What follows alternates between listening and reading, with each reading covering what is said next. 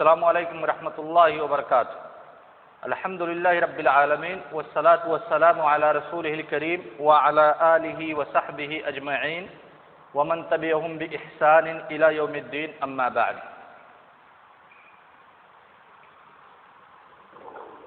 کل کے درس میں ہم نے تنظیم العلاقات المالیہ کے بعض مقدمات کی تعریف پیش کی تھی، جس میں سب سے پہلے مال کی تعریف کو ذکر کیا گیا، اور مال کے بارے میں ہم نے جانا تھا کہ مال کی تعریف میں علماء شریعت کے دو مختلف رجحانات ہیں۔ سب سے پہلے رجحان کے مطابق مال میں اعتبار منفعت کا ہوگا، عین کا نہیں ہوگا۔ دوسرے رجحان کے مطابق مال میں اعتبار عین کا ہوگا، منفعت سے کوئی سروکار نہیں ہے۔ اس کے بعد بحث کی گئی تھی ٹریڈیشنل مارک پہ یا کاپی رائٹ پہ، کہ کیا کاپی رائٹ مال ہے یا مال نہیں ہے، ٹریڈیشنل مارک مال ہے یا مال نہیں ہے، یعنی کاپی رائٹ کو بیچا جا سکتا ہے، خریدا جا سکتا ہے، ٹریڈیشنل مارک کو بیچا جا سکتا ہے، خریدا جا سکتا ہے یا نہیں۔ اسی پہ گفتگو ہوئی تھی نا۔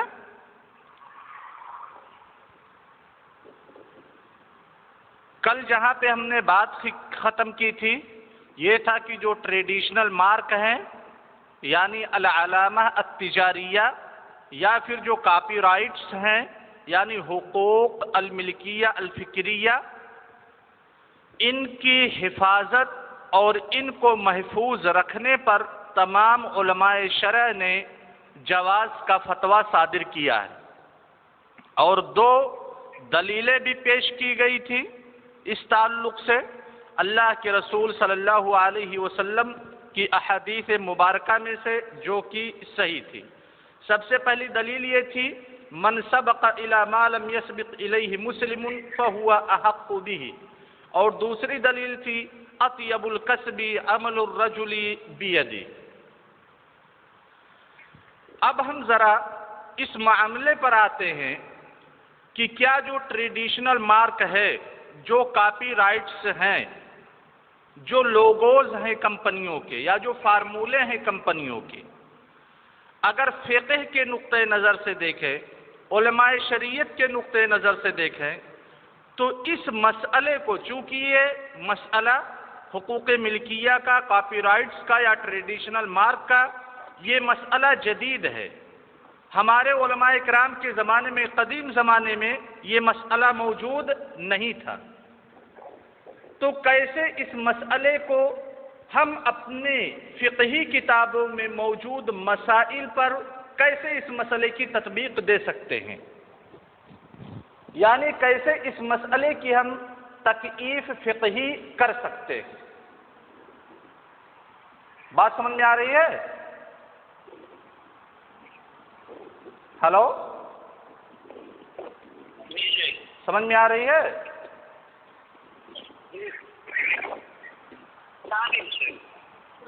اس مسئلے کی ہم تکییف فقہی یا اس مسئلے کو اگر اصل مسئلہ سے جوڑنا چاہیں تو ہم دیکھیں کہ ایک انسان ہے، اس نے کچھ کام کیا ہے، یعنی کوئی فارمولہ بنایا ہے اپنی کمپنی کے لیے۔ فارمولہ انسان کا انتاج ہے، انسان نے فارمولے کو ایجاد کیا ہے، فارمولہ انسان سے الگ ہے، گویا کہ دو چیزیں، ایک بذات خود انسان ہے اور دوسرا اس کا بنایا ہوا فارمولہ۔ اب ہم دیکھتے ہیں کہ ہمارے علماء متقدمین نے کیا کسی ایسے مسئلے پہ بحث کی ہے کہ ایک اصل ہو اور دوسری چیز اس کی فرع ہو، اصل کو بھی بیچنا درست ہو اور فرع کو بھی بیچنا درست ہو۔ تو ہم پاتے ہیں کہ علماء کرام نے ایک مسئلہ ذکر کیا ہے کہ کیا کسی درخت کو اس کے پھل سے الگ کر کے بیچا جا سکتا ہے کہ نہیں۔ جیسے آم کا درخت ہے، اس پہ پھل لگا ہوا ہے، کیا اس آم کے درخت کو الگ بیچ سکتے ہیں، پھل کو الگ بیچ سکتے ہیں یا نہیں؟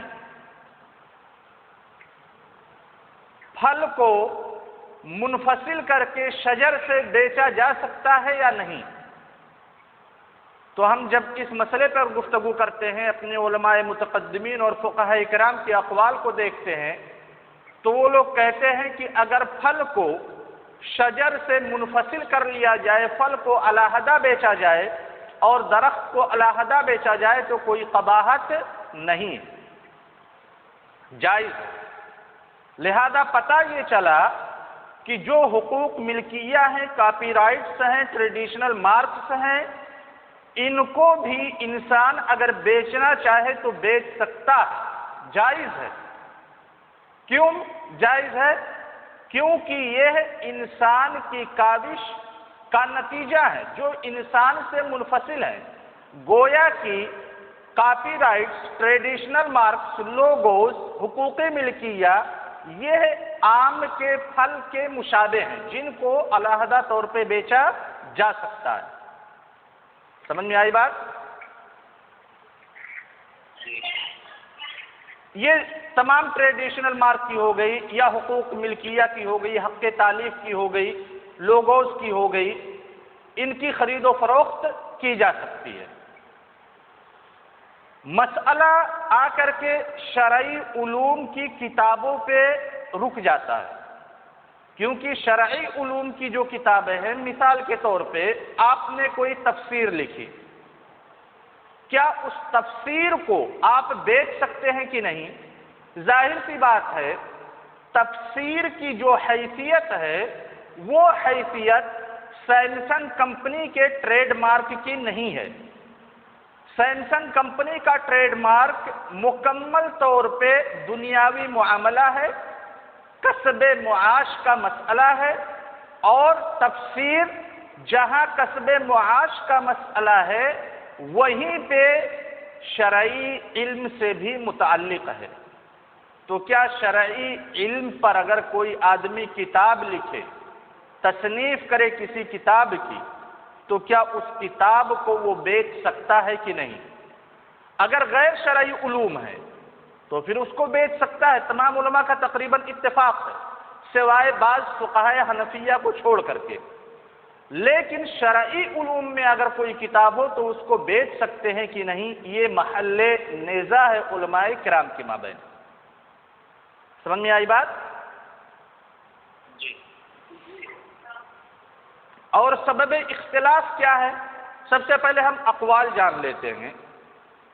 یہ مسئلہ کہ اگر ہم نے کوئی کتاب لکھی تفسیر میں، فقہ میں، حدیث میں، حدیث میں، اصول فقہ میں، جرح و تعدیل میں، وغیرہ وغیرہ، جن کا بھی شمار شرعی علوم میں ہوتا ہے، در حقیقت یہ مسئلہ ڈیپینڈ کرتا ہے ایک بہت ہی مشہور مسئلہ پر۔ وہ مسئلہ ہے کہ کیا کوئی آدمی شرعی علوم کے سکھانے پہ یا قرآن کے سکھانے پہ اجرت لے سکتا ہے کہ اجرت نہیں لے سکتا؟ بات سمجھے؟ محمد خالد، بات سمجھے؟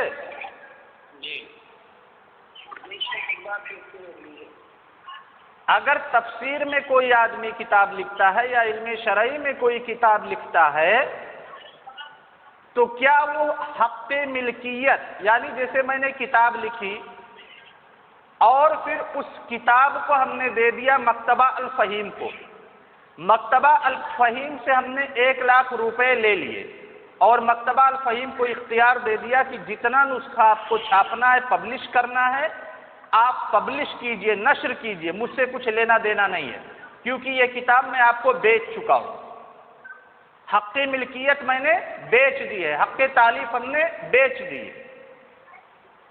یہ مسئلہ ڈیپینڈ کرتا ہے ایک مشہور شرعی مسئلہ پر کہ کیا شرعی تعلیم پر یا وہ اعمال جن کا تعلق قرب سے ہے، یعنی اللہ تعالی سے تقرب حاصل کرنے سے ہے، ان اعمال پہ کوئی آدمی اجرت لے سکتا ہے کہ اجرت نہیں لے سکتا؟ سمجھ میں آئی بات؟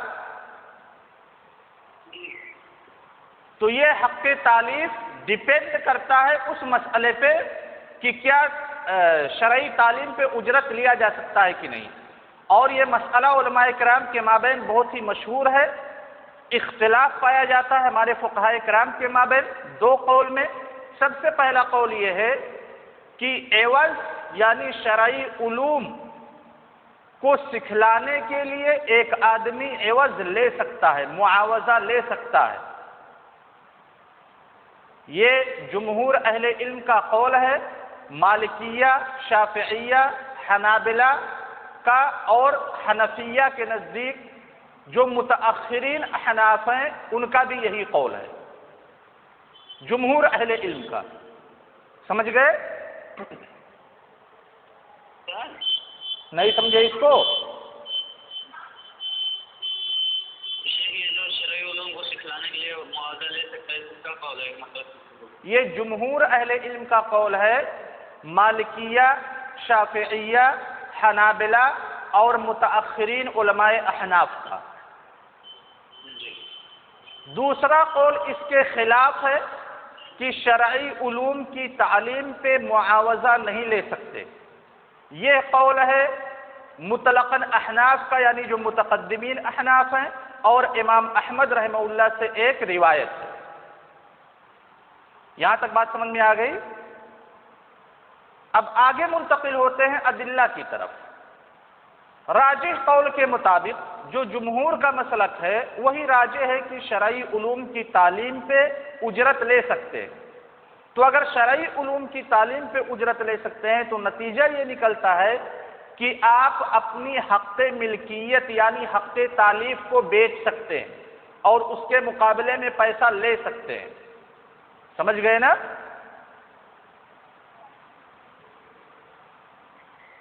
سمجھے کہ نہیں سمجھے؟ اب آگے منتقل ہوتے ہیں جمہور علماء کرام کے ادلہ کی طرف. کہتے ہیں جمہور علماء کرام جو حق ملکیت ہے یا حق تالیف ہے یہ انسان کی اپنی محنت کی کمائی ہے. اس انسان نے خود اس شرعی کتاب کو یا تفسیر کو لکھا ہے. اس کی محنت کا رزلٹ اور اس کی محنت کا نتیجہ ہے کہ اس نے وہ کتاب تالیف کی ہے.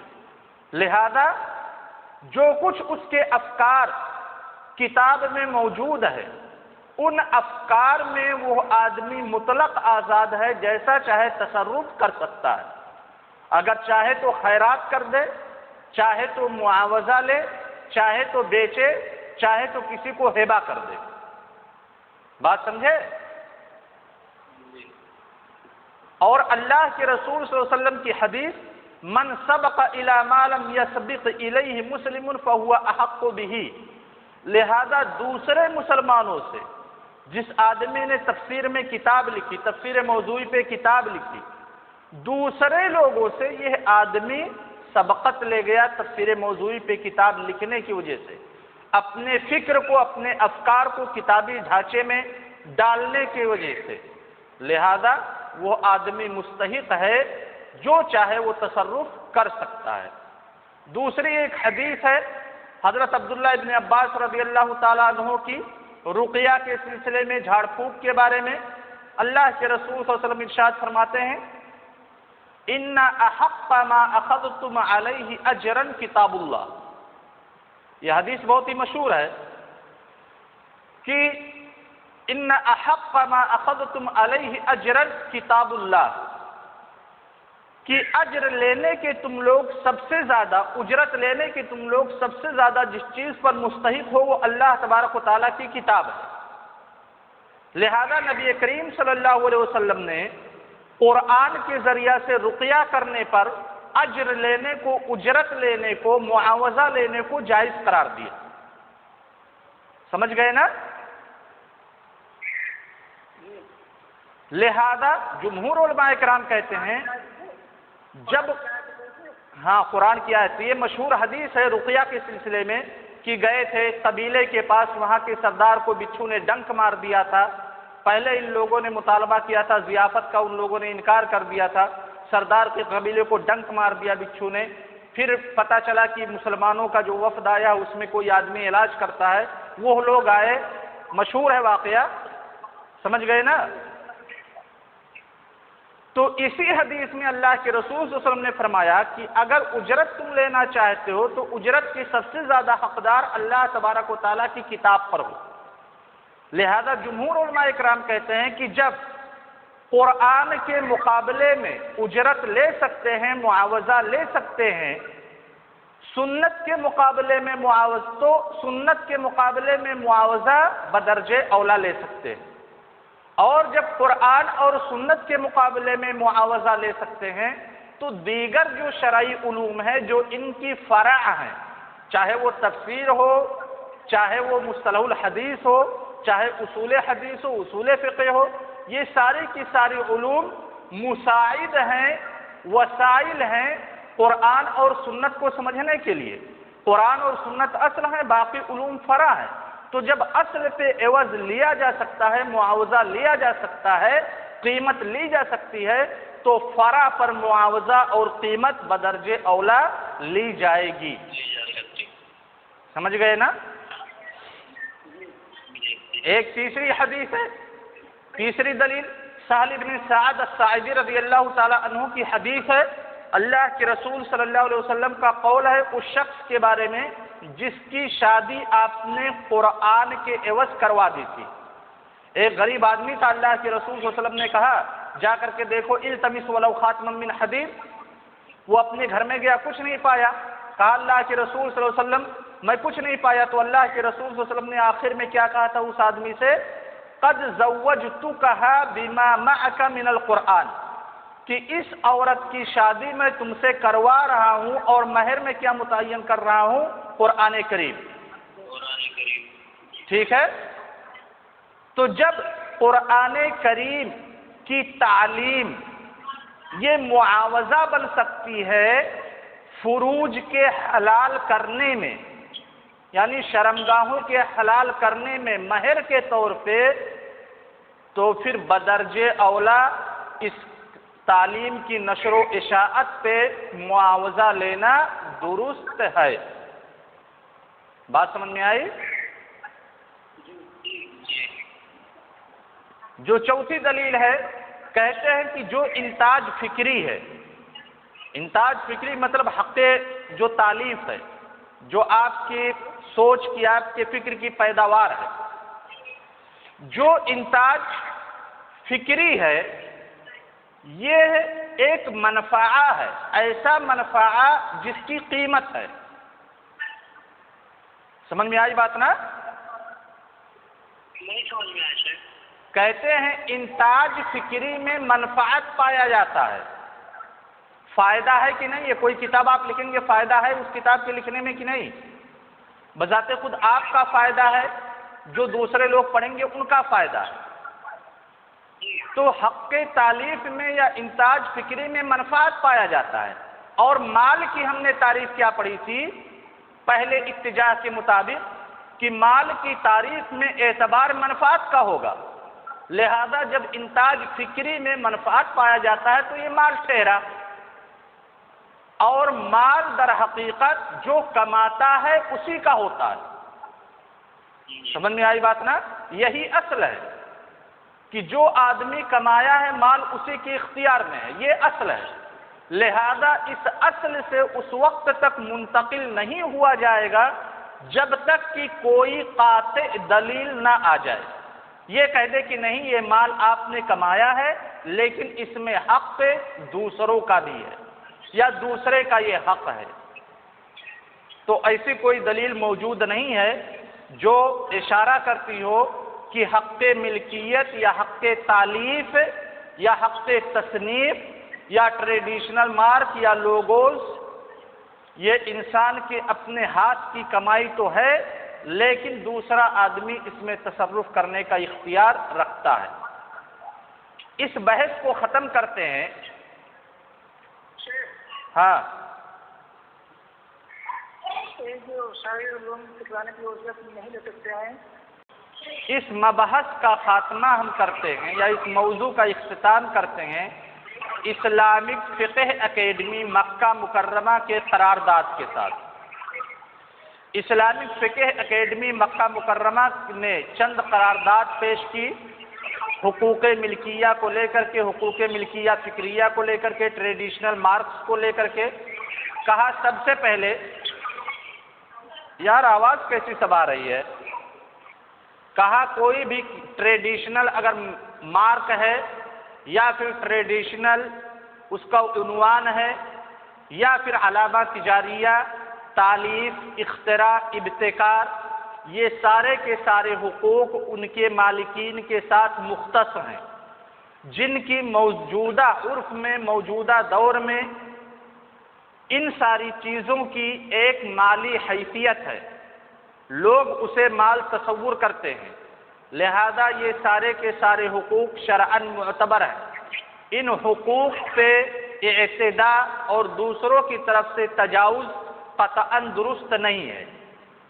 دوسرا کہا کہ اگر غرر، تدلیس اور غش سے یہ سارے حقوق پاک ہوں تو پھر ان سارے حقوق یعنی رائٹس کو پیسے کے بدلے ایک کمپنی سے دوسرے کمپنی میں منتقل کیا جا سکتا ہے، یعنی ایک کمپنی اپنے ٹریڈیشنل مارک کو بیچ سکتی ہے کسی دوسری کمپنی کے ہاتھوں سے۔ تیسرے نمبر پہ جو قرارداد آیا کہ جو حق تالیف ہے وہ شرعاً محفوظ ہے اور ان کے مصنفین کو مکمل اختیار حاصل ہے اس میں تصرف کرنے کا، چاہے تو وہ بیچیں چاہے تو حق ملکیت اپنے پاس محفوظ رکھیں۔ یہ تین قرارداد ہے جسے اسلامک فقہ اکیڈمی مکہ مکرمہ نے پاس کیا تھا، اور اس قرارداد کے مطابق یہ بات کھل کر کے سامنے آ جاتی ہے کہ ٹریڈیشنل مارک، لوگوز یا پھر حق تالیف کو ایک آدمی بیچنا چاہے تو بیچ سکتا ہے۔ والسلام علیکم ورحمۃ اللہ وبرکاتہ۔